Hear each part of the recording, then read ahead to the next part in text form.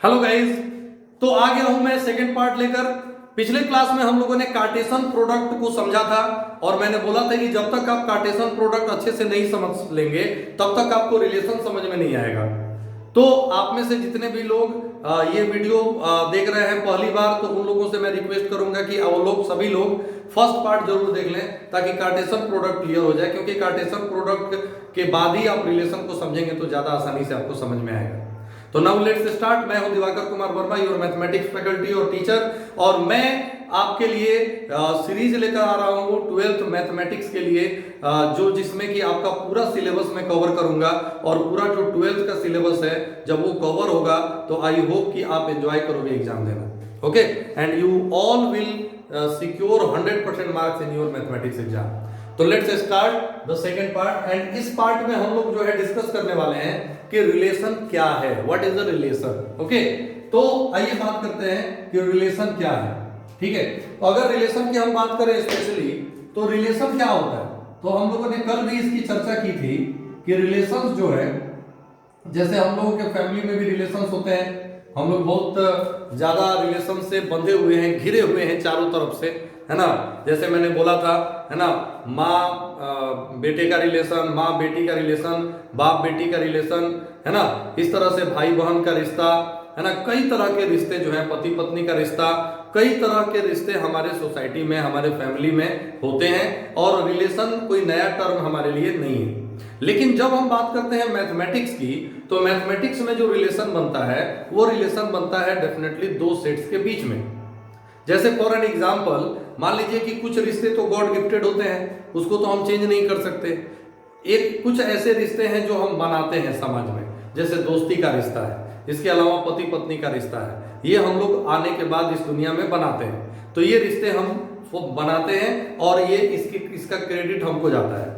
ठीक उसी तरह से जैसे दो फैमिलीज होती हैं, उनके बीच रिलेशन बनता है शादी के द्वारा, मैरिज के द्वारा, ठीक उसी तरह से, है ना, सिंपली मैं बता रहा हूं कि दो सेट्स होते हैं और उन दो सेट्स के बीच रिलेशन बनता है। कैसे बनता है, आइए जरा समझने की कोशिश करते हैं।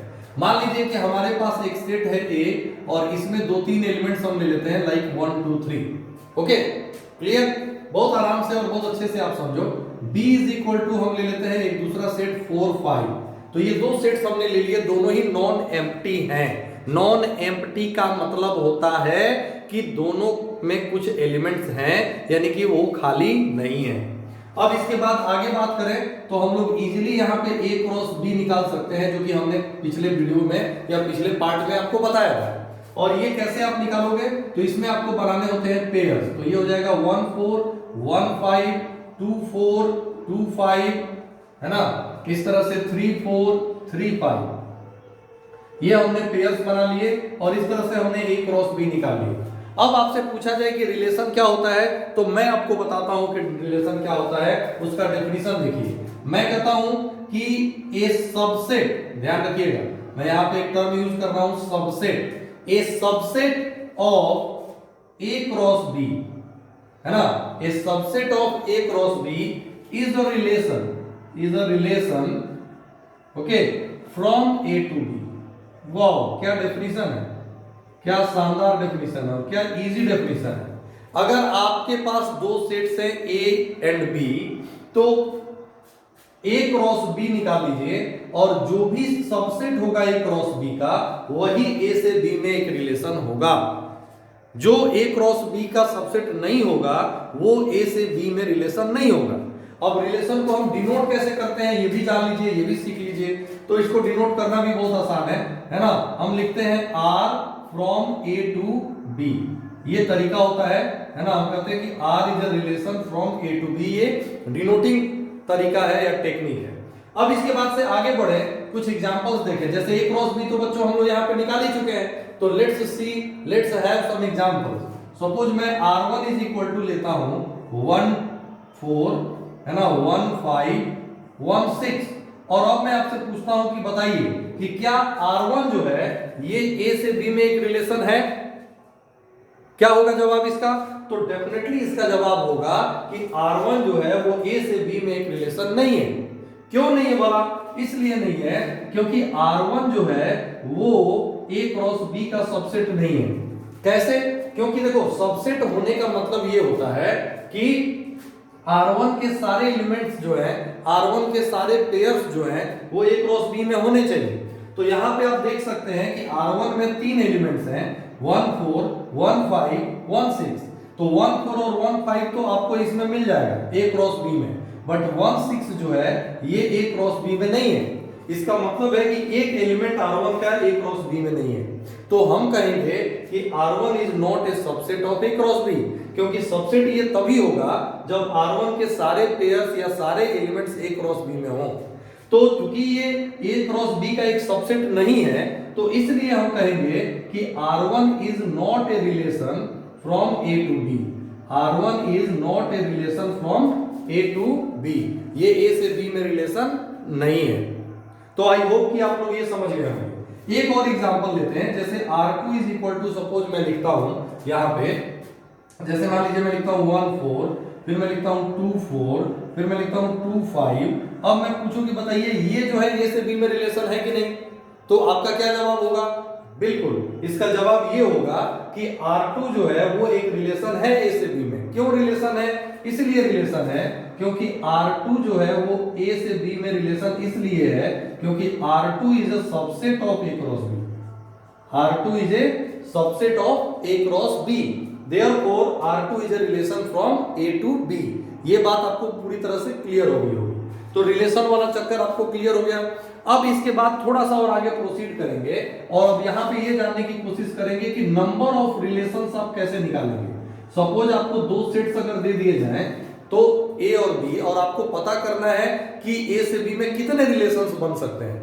तो बड़ा सिंपल सा इसका टेक्निक है कि अगर आपको ये पता चल गया कि A क्रॉस B का जो भी सबसेट होगा वही A से B में रिलेशन होगा, तो इसका मतलब ये हुआ कि जितने भी सबसेट्स होंगे A क्रॉस B के, वो सब के सब रिलेशन होंगे, सारे के सारे रिलेशन होंगे। अयो समझ आ के नहीं जी? तो यहां पर रिलेशंस की संख्या अगर निकालनी है तो इसको हम कहेंगे 2 to the power number of A cross B। आपको याद होगा अगर आपने सेट थ्योरी पढ़ा है 11th में, तो उसमें बताया गया है कि नंबर ऑफ सबसेट्स हम लोग कैसे निकालते हैं, तो 2 टू द पावर n। तो A क्रॉस B के सबसेट्स की संख्या कितनी होगी, तो 2 to the power number of A cross B। और ये कैसे निकालोगे, तो इसको निकालने का तरीका हो जाएगा 2 to the power number of A into number of B, जो कि मैंने पिछले क्लास में आपको बताया था कार्टेशियन प्रोडक्ट में। तो इस तरह से आप फाइंड आउट कर सकते हो कि A से B में कुल कितने रिलेशन बनेंगे। अब जैसे यहाँ पे A और B की बात करें तो इसमें 3 एलिमेंट है, इसमें 2 एलिमेंट है ना। अगर मैं पूछूं कि नंबर ऑफ A कितना है भाई, तो 3 एलिमेंट। नंबर ऑफ कितना B कितना है भाई, तो 2 एलिमेंट। तो ये आपको पता चल गया कि 3 और 2 एलिमेंट्स हैं। तो उस कंडीशन में अगर आपसे पूछा जाए कि A से B में कितने रिलेशंस होंगे, तो लेट्स कैलकुलेट इट। तो 2 to the power number of A हो जाएगा 3, नंबर ऑफ B हो जाएगा 2, यानी 2 टू द पावर 6, जो कि हो जाएगा 64। तो इस तरह से आप देख सकते हैं कि यहाँ पे हमारे पास जो दो सेट्स हैं A और B, A से B में कितने रिलेशन बनेंगे, तो 64 बनेंगे। तो आई थिंक रिलेशन में निकालना आपको आ गया होगा। अब हम लोग इसके बाद आगे प्रोसीड करते हैं और अब हम आपको बताने जा रहे हैं बाइनरी रिलेशन। ठीक है, आप लोग ये भी समझ लो कि बाइनरी रिलेशन क्या होता है, बिकॉज 12th के सिलेबस में आपको जो फोकस करना है वो बाइनरी रिलेशन के ऊपर करना है। जितने भी टाइप पढ़ने हैं वो बाइनरी रिलेशंस के पढ़ने हैं। तो बाइनरी रिलेशंस क्या होते हैं ये भी जरा आप लोग समझ लो। देखो यहाँ पे मैंने हम बात की कि A और B दो नॉन एम्प्टी सेट्स हैं, तो A क्रॉस B का जो भी सबसेट होगा वो A से B में रिलेशन होगा। तो अगर यहाँ पे मैं बताऊं कि अगर मान लो कि यहाँ पर A हमारे पास एक सेट है, सिंगल सेट है, नॉन एम्प्टी सेट है, तो जब A आपके पास एक सेट है तो you can also find A cross A। ये बताया था ना मैंने कल, A क्रॉस A आप निकाल सकते हो। तो अब A क्रॉस A के जो सबसेट्स होंगे उनको हम कहेंगे कि वो रिलेशन बाइनरी रिलेशन है। यानी कि एक बात आप समझ जाओ कि नॉर्मल रिलेशन जो है वो बनता है दो सेट्स के ऊपर, लेकिन अगर कोई रिलेशन एक ही सेट के ऊपर बन रहा है देन फिर हम कहते हैं कि वो एक बाइनरी रिलेशन है।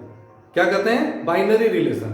इट मींस कि A पर जो सेट बने, A पर जो रिलेशन बने उसको बोलेंगे बाइनरी रिलेशन। और इसको डिनोट कैसे करते हैं, तो R from A cross R from A to A, है ना। This is the way to represent the binary relation. ये हम कहते हैं कि R is a binary relation on A। देखो बाइनरी रिलेशन भी है एक तरह का रिलेशन ही, बट इसमें खासियत ये है कि ये सिंगल सेट के ऊपर होता है। तो आई होप कि आप लोगों ने बाइनरी रिलेशन को अच्छी तरह से समझ लिया होगा। और अब जब रिलेशन आप लोग जान चुके हैं, देन फिर हम लोग प्रोसीड करेंगे, है ना, आगे टाइप्स ऑफ रिलेशंस के ऊपर। तो एक्चुअली हम कहें कि 12th के जो सिलेबस है उस सिलेबस में हम लोगों का फोकस रहेगा, है ना, बाइनरी रिलेशन के ऊपर। तो अगला जो क्लास होने वाला है उसमें हम लोग टाइप्स डिस्कस करना शुरू करेंगे, ठीक है, जिसका आपको बेसब्री से इंतजार होगा।